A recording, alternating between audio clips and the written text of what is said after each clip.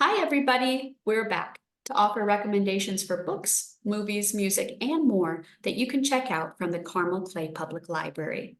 I'm Catherine, and I'm joined today by Aggie and Susan, and we have some great picks to share with you all. So, Aggie, what have you been reading?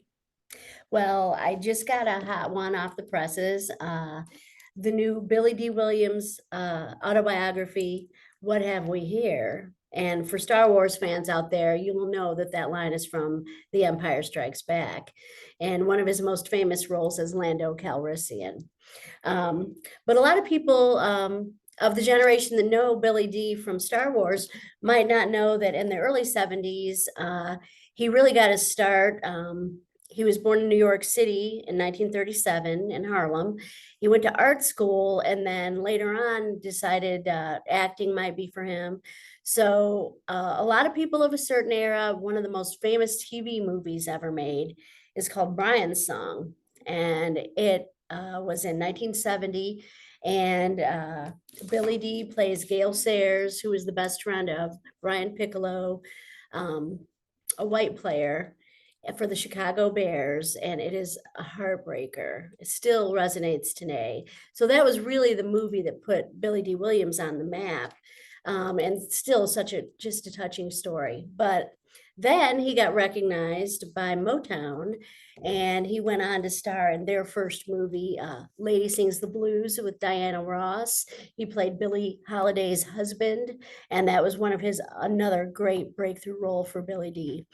But he has had a very interesting life, so many adventures. He studied under Sidney Poitier. He played Martin Luther King. He did television, film. He's done Star Wars, Batman, all kinds of things. And at 86 years old, he's still got it going on. I mean, so it's one of the, icons of not only modern movies, but as Lando Calrissian. But he has such a great long body of work, and I just really think anybody who would be interested to check out something a little bit different and of one of our great actors and icons of our time, check out Billy D. Williams. What have we here? Susan, what do you have? Well, that book sounds awesome, Aggie. I think I need to check that one out for sure. Great. I read a thriller, which no big shock there, but Tess Gerritsen has crafted another great mystery. This one time we meet Maggie Bird, a seemingly retired woman who takes care of her chickens and can shoot with dead pin accuracy. Maggie loves the quiet of her life in Maine, but the quiet is interrupted when a dead body is found in her driveway. The body is clearly a message to Maggie from her past, but from whom?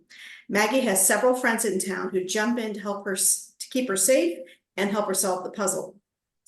Their help is not appreciated by the very capable acting police chief, Joe Thibodeau, who cannot figure out how these folks keep one step ahead of her. The Spy Coast is the first in a series called The Martini Club, and I look forward to the next book. The Spy Coast is available in print from the library. What about you, Catherine? You know what? We never have this many biographies. I read a sort of biography, and I also have a graphic novel. I have an adult graphic novel biography Wow. by Amy Kurzweil, and you may have heard of her dad, Ray, who helped create optical character recognition and text-to-speech technology. He's an inventor, he's a genius. He's working on a new book that comes out this year on his singularity theory, but she has crafted, she's a New Yorker cartoonist, and this is a visionary story of the three generations of her family who were all searching for meaning and connection.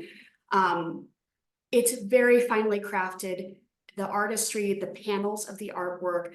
And I knew a lot about her father, Ray, and I've seen her New Yorker cartoons, but learning about how her grandparents fled from Nazis and came to America and about their difficulties as immigrants in America.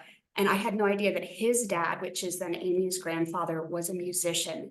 And that one of the things that spurred her dad and his interest in AI was so that he could take his father's journals and create an AI dad bot to connect with his late musician father. So it was very candid and compelling. It's called Artificial, a love story by Amy Kurzweil. And this is available from the Carmel Clay Public Library in print. You can check out all of our picks for this month by visiting us on the web at carmelclaylibrary.org.